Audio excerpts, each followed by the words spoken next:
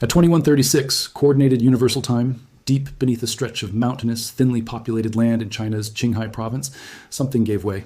There was no warning siren, no flicker of prediction, no human hand that could have stopped it.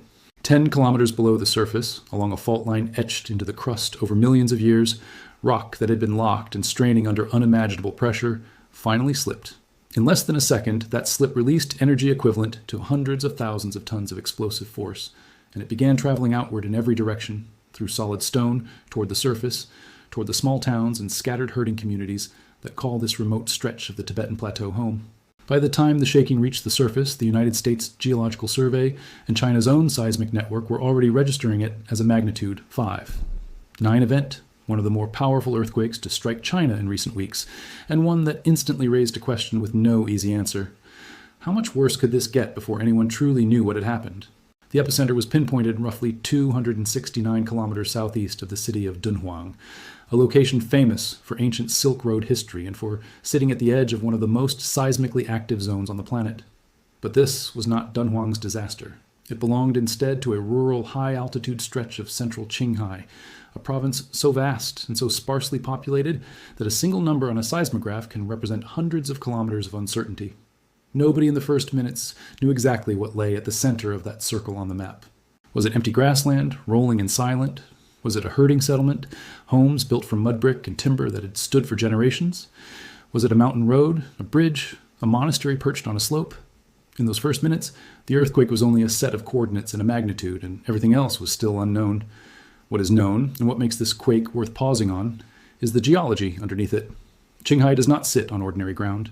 It sits atop one of the most violently active collision zones on Earth, the place where the Indian tectonic plate, drifting northward at roughly 5 centimeters a year, rams continuously into the underside of the Eurasian plate. That collision, which has been happening for tens of millions of years, is the same process that pushed the Himalayas skyward and lifted the entire Tibetan Plateau into the sky, an area so vast and so high that it is sometimes called the roof of the world. But the plateau is not a static monument. It is a living, shifting battlefield of stress where the pressure of that ongoing collision has to go somewhere.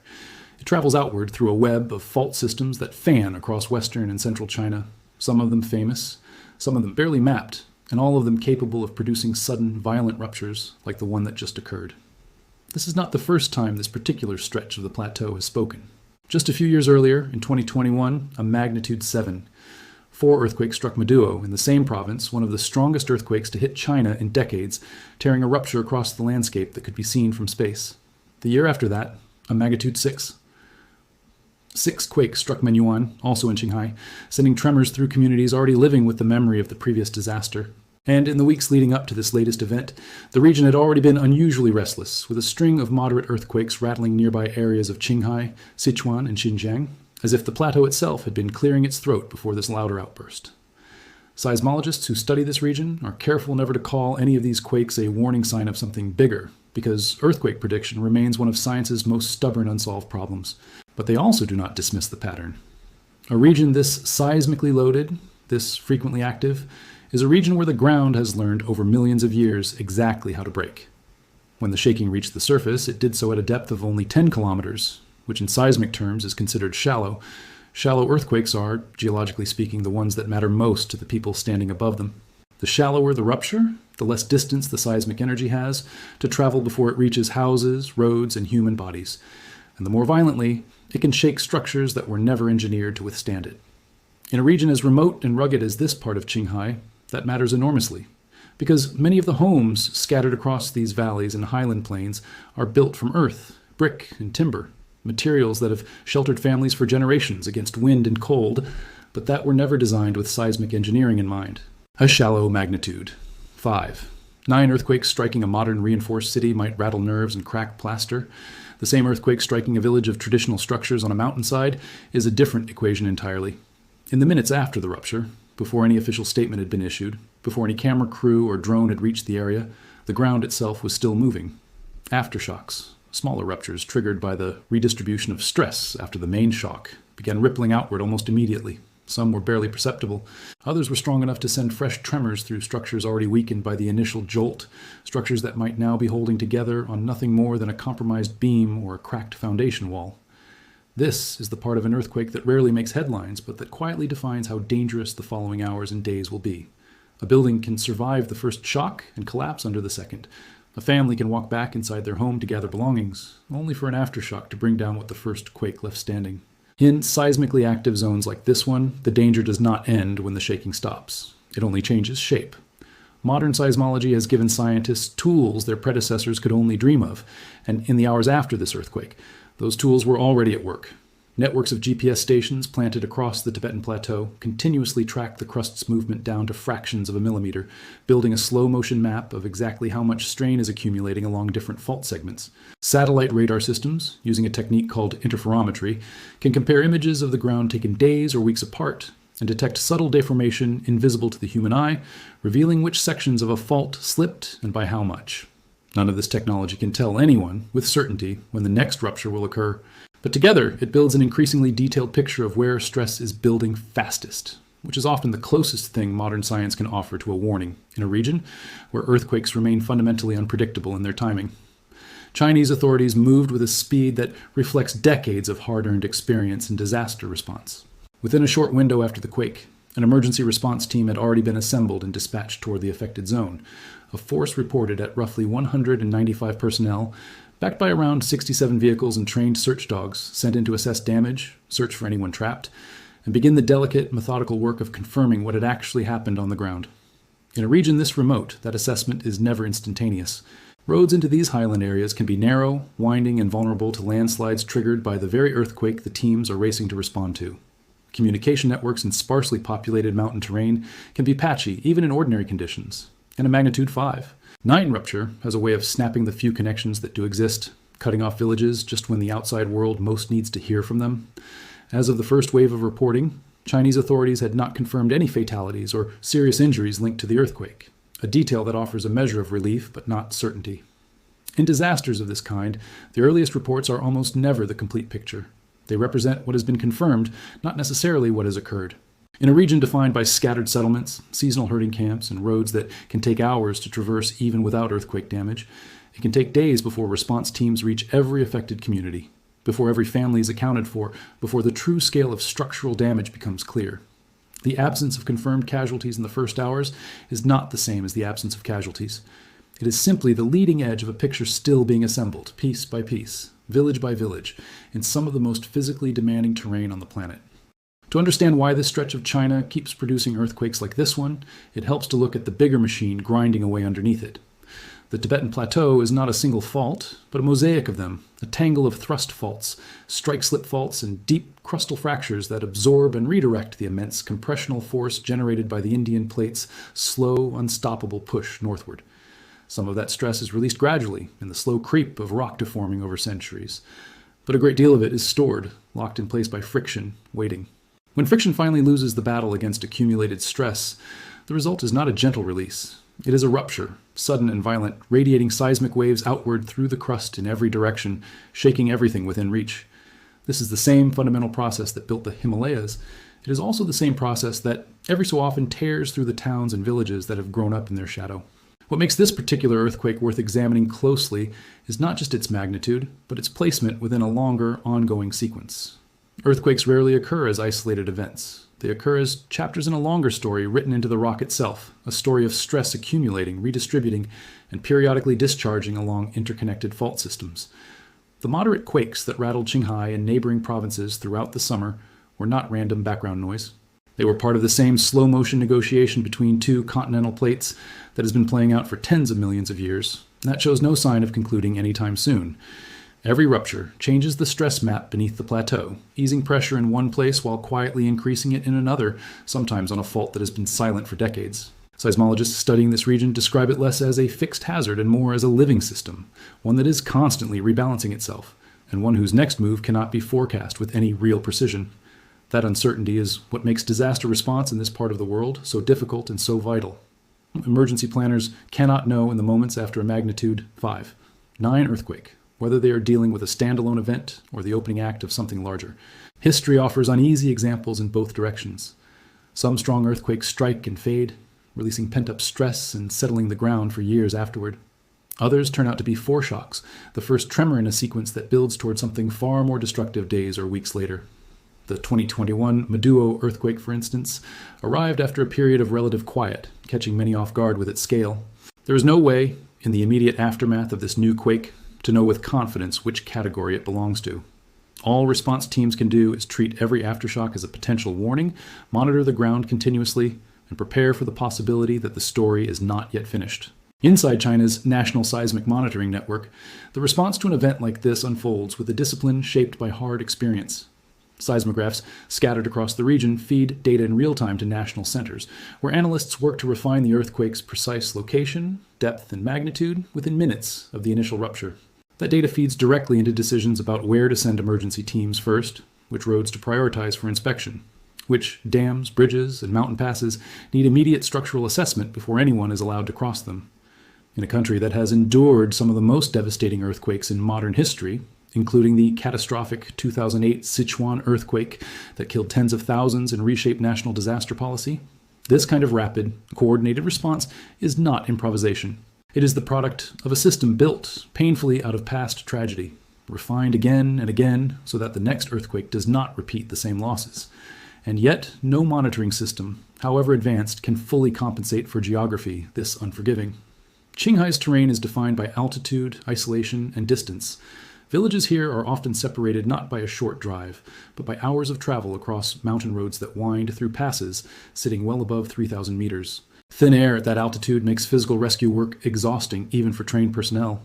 Sudden temperature swings, common on the plateau, can turn a search and rescue operation into a race against exposure as much as against structural collapse. Search dogs deployed to locate survivors in collapsed or damaged structures must work in conditions that test their endurance as much as their training. Every element of this landscape that makes it beautiful, the vast open plains, the dramatic mountain backdrops, the sense of remoteness from the modern world, is also an element that makes disaster response here slower, harder, and more dangerous for everyone involved. The search dogs deployed into the affected zone deserve their own moment of attention because their role in a disaster like this is far more sophisticated than it might first appear. These are not general-purpose animals sent in as an afterthought. They are trained over years to distinguish the specific scent signature of living human beings buried beneath rubble, capable of working through collapsed structures that would take human search teams far longer to clear manually. In freezing high-altitude air where scent can behave unpredictably and where oxygen itself is thinner than the dogs are accustomed to at lower elevations, their handlers must constantly monitor both the animal's performance and their physical limits, rotating teams to prevent exhaustion from compromising the search. In a landscape this remote, where heavy excavation equipment may take hours to arrive over damaged mountain roads, these dog teams are often the fastest, most reliable method of locating anyone trapped in the earliest, most critical hours after a collapse, when survival odds are highest and time matters more than anything else. There's also the matter of what lies beneath the visible damage. A magnitude 5.9 earthquake does not just crack walls and topple loose objects. It can quietly compromise the structural integrity of buildings in ways that are invisible from the outside, weakening load-bearing walls, shifting foundations by centimeters that are enough to matter, fracturing support beams hidden behind plaster and paint. In many of the older structures scattered across rural Qinghai, built from packed earth, stone, and timber using construction methods passed down through generations, this kind of hidden damage can be nearly impossible to detect without careful inspection. A home might appear to have survived the earthquake intact, only to collapse days later under the added stress of an aftershock, or even under something as mundane as heavy snowfall settling on a roof whose supports were silently cracked. This is why disaster assessment teams in seismically active regions insist on methodical building-by-building inspection, rather than a quick visual sweep from a passing vehicle. The most dangerous damage is often the damage nobody can see yet. Beyond the immediate human story, this earthquake also offers a window into a slower, deeper narrative that geologists have been tracking for decades, the continuing, almost imperceptible rise of the Tibetan Plateau itself. Every earthquake along this collision zone, every centimeter of fault slip, contributes in some small way to the ongoing construction of one of the most dramatic landscapes on the planet. The plateau continues to rise by a few millimeters a year in places, a process so gradual that no single human lifetime can perceive it directly, and yet one that is written unmistakably into every earthquake that rattles this region. In that sense, disasters like this one are not simply random acts of destruction. They are, in the coldest geological terms, construction events, part of the same process that built the highest, most extreme terrain on Earth, arriving in bursts violent enough to level villages and claim lives. Beyond the physical damage to buildings and roads, An earthquake in a region like this carries a second, quieter cost that rarely appears in early news bulletins. Much of rural Qinghai depends on seasonal herding, families moving livestock across high-altitude grasslands according to rhythms shaped by centuries of accumulated knowledge about this landscape. A significant earthquake can disrupt that rhythm in ways that outlast the physical rebuilding of any single structure. Frightened livestock can scatter across dangerous terrain in the chaos following a strong tremor. Grazing routes can be altered by landslides or ground fissures triggered by the shaking, forcing families to rethink movements they had planned for the coming season. Wells and irrigation channels, essential in this arid, high-altitude environment, can be damaged or blocked by shifting ground, threatening water access for both people and animals. None of this shows up cleanly in a casualty count or a damage assessment filed in the first 24 hours, but for families whose entire economic survival depends on this land behaving in familiar, predictable ways, the disruption can linger for a full season or longer. That framing offers little comfort to anyone standing in a damaged home tonight, waiting for aftershocks to stop, unsure whether it is safe to sleep indoors. For the communities scattered across this stretch of Qinghai, the earthquake is not a geological abstraction. It is a very immediate, very physical disruption, one that may have damaged homes that took years to build, disrupted herding routines, tied closely to the seasonal rhythms of this high-altitude environment, and introduced a level of fear and uncertainty that will linger long after the ground itself falls still. Aftershock sequences following moderate to strong earthquakes can continue for days or even weeks, a slow tapering of smaller tremors that keeps entire communities on edge, reluctant to fully return to normal routines until enough time has passed without incident to believe, tentatively, that the worst has passed. Chinese state media, in the earliest hours of coverage, emphasized the scale and speed of the emergency response, framing it as evidence of a system that has learned from painful history and refined its capacity to react. That framing carries real weight. The mobilization of nearly 200 personnel, dozens of vehicles, and trained search dogs within hours of a remote earthquake in difficult terrain is not a small logistical achievement. It reflects years of investment in disaster preparedness infrastructure, in rapid seismic detection networks, and in coordination protocols designed specifically for the kind of high-altitude, geographically challenging emergencies that this region produces with grim regularity. But framing and reality do not always move at the same speed. Response teams can be dispatched quickly and still take considerable time to physically reach the most isolated communities. Communities that, in a region like this, might be a herding family living dozens of kilometers from the nearest paved road, entirely dependent on outside contact for updates on aftershocks, weather, and the safety of the ground beneath them. It is worth pausing here on what remains genuinely unknown, because that uncertainty is the honest center of this story. At this stage, the full extent of structural damage across the affected zone has not been confirmed. Whether any homes, roads, or critical infrastructure such as bridges or mountain passes have suffered serious harm is still being assessed by teams working their way through difficult terrain. Whether the earthquake will settle into silence over the coming days, or whether it will produce a significant aftershock capable of compounding the damage already done, is not something any seismologist can say with confidence. Earthquake science has advanced enormously in its ability to detect, measure, and analyze seismic events after they occur, but it remains fundamentally unable to predict, with any precision, what a fault line will do next. All of this leaves the region in a state of watchful uncertainty, monitoring instruments running continuously, emergency teams staged and ready, and communities across the plateau listening, quite literally, for the ground to speak again. There's a broader pattern worth noting as well, one that stretches beyond this single earthquake and into the wider seismic behavior of Western China this year. Qinghai, Sichuan, and Xinjiang have all recorded a string of moderate earthquakes in recent weeks, magnitude 4 and 5 events rippling through different parts of the plateau's fault network. Individually, none of these quakes would draw much international attention. Collectively, they paint a picture of a region under sustained tectonic stress, a landscape where the underlying pressure driving these ruptures shows no sign of easing. Seismologists tracking this activity are careful to avoid alarmism, emphasizing that moderate seismicity is a normal expected feature of a plate boundary this active, not necessarily a precursor to something larger. But normal is a relative term in a region capable of producing earthquakes as powerful as the 2008 Sichuan disaster or the 2021 Maduo rupture. In a landscape this seismically alive, ordinary and dangerous are never mutually exclusive categories. Chinese state television and official news agencies typically frame coverage of events like this with a careful, controlled tone, emphasizing the competence and readiness of the response rather than dwelling on uncertainty or risk. That is a deliberate editorial choice, one shaped by a broader approach to disaster communication that prioritizes public calm and confidence in state institutions. For international observers piecing together what actually happened from a distance, that framing means reading between the lines matters as much as reading the headlines themselves. A statement noting that no casualties have been confirmed is accurate, but it is also, by necessity, incomplete, a snapshot of what has been verified, rather than a final accounting of what occurred. As more information filters out over the coming days, through official updates, independent monitoring services, and first-hand accounts from affected communities, the picture will almost certainly sharpen, filling in details that the earliest hours after any earthquake simply cannot provide. It is also worth placing this earthquake within the wider global context of seismic activity, if only to understand where it sits on the spectrum of what the planet regularly produces. Earthquakes in the magnitude 5 to 6 range occur somewhere in the world on a near-weekly basis, the vast majority of them in remote or oceanic areas where they cause little to no damage and draw almost no international attention.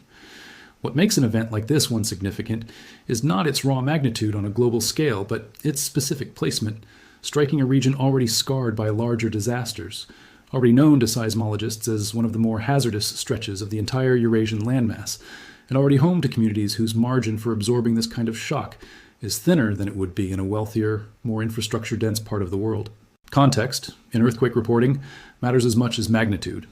A 5, 9 in the wrong place, striking the wrong kind of structures, can matter far more to the people living through it than a larger quake striking empty ocean floor thousands of kilometers from the nearest human settlement. For the people who live across this stretch of the Tibetan Plateau, that tension between the ordinary and the dangerous is simply a fact of daily life, absorbed into the rhythm of existence in a way that outsiders rarely appreciate.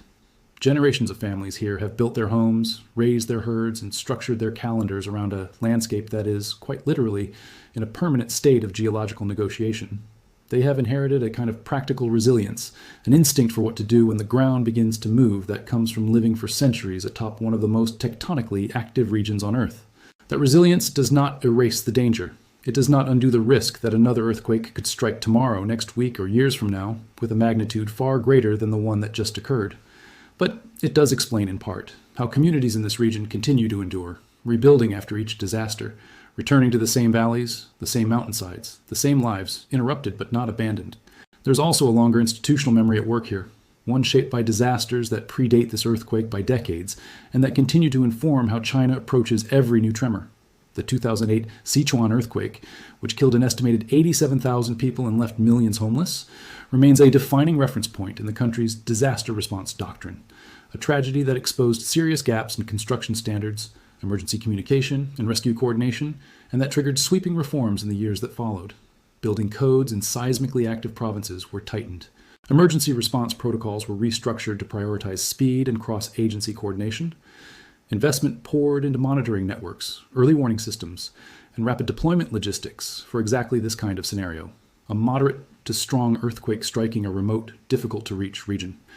The response now unfolding in Qinghai, imperfect and constrained as it is by geography and altitude, nonetheless carries the fingerprints of those hard lessons, a system built, quite literally, from the wreckage of disasters that came before it, still being tested, refined, and in some ways relearned each time the ground moves again. As emergency teams continue their assessment across the affected zone tonight, moving village to village, road to road, checking structures one by one for the kind of hidden damage that a quick glance can never reveal, the central question hanging over this earthquake remains unanswered. Is this the full extent of what the plateau intended to release, a single sharp discharge of accumulated stress that will now fade into a tapering sequence of minor aftershocks? Or is it the opening note in something larger still building beneath the surface, invisible, unmeasured, waiting along a fault segment that has not yet been mapped with the precision science would need to warn anyone in advance? Nobody currently working this response, from the seismologists studying the data pouring in from monitoring stations, to the search teams navigating narrow mountain roads with trained dogs beside them, to the families standing outside damaged homes on the Qinghai Plateau tonight, can answer that question with certainty. All any of them can do is what people in this part of the world have always done after the ground moves. Wait, watch, and listen for what comes next.